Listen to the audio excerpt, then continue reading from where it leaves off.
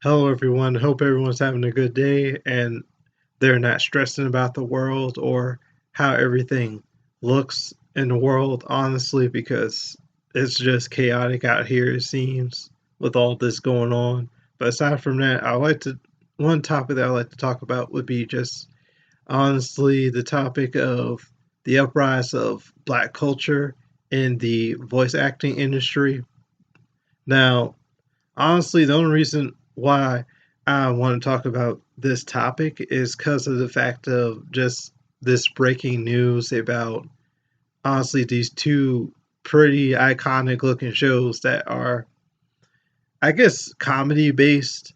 And honestly, those two shows, even though I'm going to like cringe when talking about one of these two shows, it would be just one would be Central Park, and the second one would be honestly Big Mouth.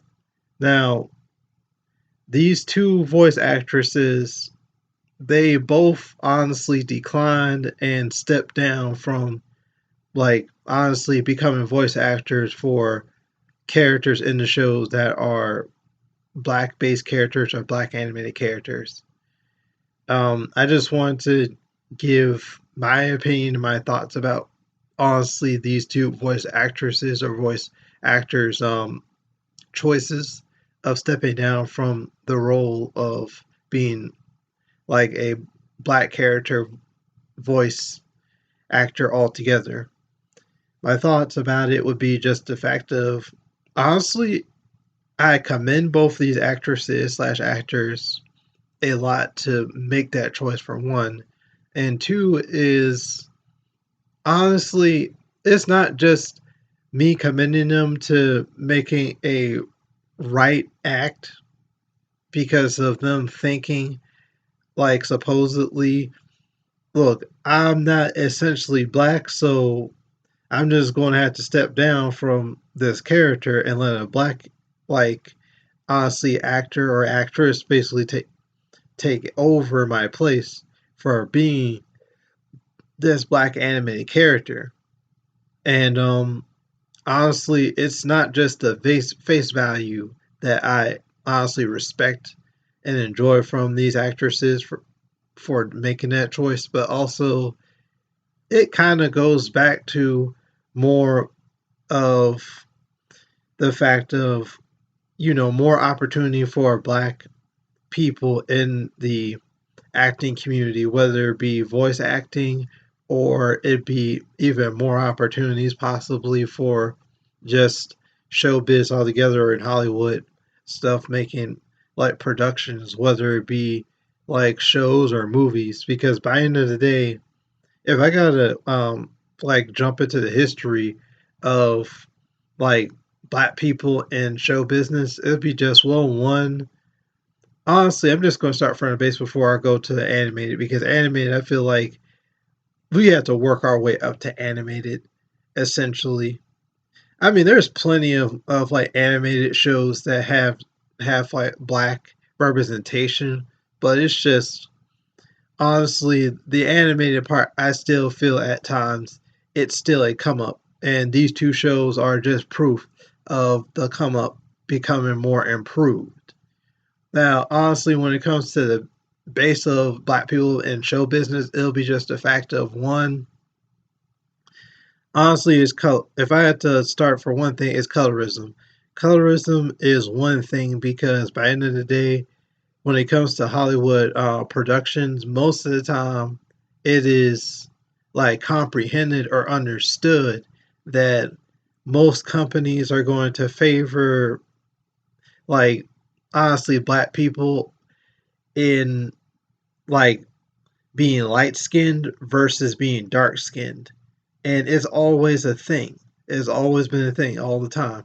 Even us in the black community, we have had like debates and arguments about it. I mean, yes, you have some like chocolate characters or chocolate actors and actresses. And what I mean by chocolate, I mean like basically you are an in between of light skin, but you're still pretty brown or pretty thickly brown to the point where you look like chocolate milk or just pure like chocolate from a chocolate bar.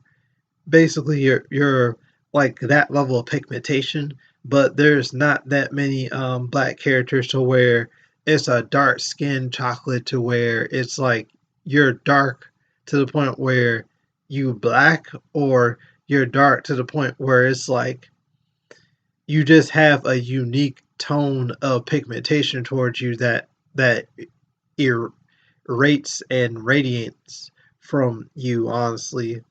Like there's basically a different levels of dark skin, honestly. And sometimes, or most of the time, dark skin can be beautiful, honestly. And that's my thing. My thing is, it can start from honestly animated shows like taking good care of black animated characters to have voice actors or actresses to take over those roles, and then over time hopefully there'll be more like dark skinned black actors and actresses for shows and honestly movies for more black representation, and not only that, voice acting especially as well too. Now I feel like that's a little bit of the history that I would like to bring up. Another background history that I like to point out when it comes to like black people in show business, besides the colorism, would be just the fact of most black actors and actresses. I feel like we circulate, we first circulated through certain shows that are like live action based or reality based TV shows or sitcoms. And I'm like, that's all well, good and all. But I'm like, what about the animation though? I mean, again, we have a come up for black animation, but I feel like that took time. Like before there, if I gotta make some references, before there was a Cleveland show, if I had to make a good reference, there was the Proud Family, and honestly, that's one of the most oldest black animated shows that's honestly easy to like bring up. There are other, most likely other black animated shows, but other black animated shows didn't hit like how Proud Family hit for black representation. That's why I'm saying like black shows for good black representation or pretty good black representation, it still took time. It still honestly was a craft or a topic that still needed evolution to progress more and more till we got to where we are now, and it's still progressing because of these two voice actors slash actresses like choices of stepping down from black characters that needs a proper voice, a black voice, not a white voice, not someone that's not black altogether, because it's more proper or it shows more care to honestly the production of just craftsmanship of shows like Big Mouth and Central Park altogether. Now, honestly, another thing that I like to talk about in this topic when it comes to honestly the come up would be just long story short, voice acting itself. Voice acting when it comes to black animation, I feel like it can vary or it's a mixed bag. It's literally like if I had to make a reference, it's like literally like Forrest Gump's saying, "Life is like a bag. It's like a box of chocolates. You don't know what you're going to get." It's like the same thing when you look up most like black characters from the past or in the present time. You don't know what you're going to get until you look up who voice acted these certain characters and see whether or not we have a variety of black actors or actresses who done these characters from past to present, or is it the case of we only have two or three like voice actors and actresses that done many types of like characters that have a black voice or a proper voice that properly represent any character in general. Basically, like voice acting altogether in the animated industry, there's only like a few voice actors and actresses that have a big name for themselves or either have like iconic roles that is so iconic that they're only going to be always called but so many times. There's not that many like voice actors or actresses that are always like called up or honestly have a iconic role of being a black actor or actress that was a voice over for another animated character. And to solidify my point more, it would be just these two between these two like voice actors. There's not that many voice actors, young or old, that honestly are always like seen as iconic, are always easily as just brought up in conversation when it comes to like animation altogether. And these two voice actors would be one Keith, basically Keith altogether. In general, Keith in general is always a bomb voice actor altogether. And to give more respect to the man's name, it would be just his whole name would be Keith David. But most people, especially in the black community, would know what I'm talking about if I'm talking about Keith or say just his name and his first name in general, Keith. Now, if I had to talk about more about Keith David and how he's so iconic with his voice acting skills, it would be just he has Keith David as a voice actor is not only just so iconic that anyone can just honestly talk about him like by a pin drop or a dime drop, but it's also just the fact of you can think of like him as a voice actor and you can remember how he sounds through most like characters, whether it be 100% black based character or a mythological character. The list can go on. He has a very iconic honestly rap sheet on him, but yet at the same time he's just a main he's a main heavy hitter. Another point that I had to bring up is the second voice actor slash actress. It'll be Cree Summer. Cree Summer altogether is another big point of me saying that honestly, we most likely going to have more progress of bringing more black people in the voice acting community by honestly these voice actors and actresses making the choice of stepping down from these two shows like Big Mouth and Central Park by letting either young or old voice actors come in that are of color to honestly get the job done or get the job probably even better, um, better executed, etc.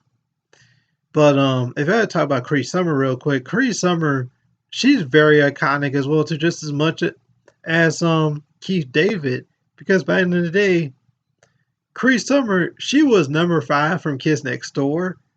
She was like honestly her like number 5's own older sister in the Kids Next Door. And on top of that, she was like many other iconic characters. I think she was even from like she was like one black based character from one old Disney show titled honestly Buzz Buzz on this old Disney show, Buzz on Maggie. She was also Susie Carmichael from the Rugrats, which is another immensely like iconic cult classic, just like Kids Next Door. She was also like honestly another character, which was a princess from another Disney production, The Atlantis movie that was old, like long time ago or a while back in early 2000s or so. Like Cree Summer altogether, she's immensely like iconic through her roles of characters, and on top of that, just her voice acting skills are just voice acting altogether. She's very memorable.